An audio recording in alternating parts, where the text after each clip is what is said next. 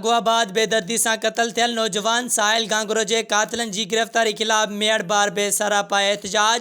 कातिलन की गिरफ्तारी लाइ मेयर बार का कोर्ट के गेट ताईं एहतजाजी मुज़ाहिरो किया वियो है। अज साईं ही जो अस वकील सब गड थिया असीं प्रोटेस्ट कयूं इन अमल के खिलाफ साहिल कातिल के जेके कातिलन जेके हिमल ताणी उन केस दाख़िल न थियो आहे। असीं IG सिंध के इहा डिमांड कयूं था त तव्हीं उन नोटिस वठो, उन्हनि खे गिरफ़्तार कयो ऐं केस दाख़िल कयो वञे। ही सिधी सी दहशतगर्दी आहे, ATCO केस आहे, ही क्राइम अगेंस्ट सोसाइटी आहे। माण्हू काॾे वञनि, ज़ाहिरी ॻाल्हि आहे माण्हू हिन असां सोसाइटी में रहंदा उहो ईअं ई अगवा थियनि ऐं ईअं ई मासूम ॿार क़तल कया वञनि, उनजी असीं मज़म्मत कयूं था।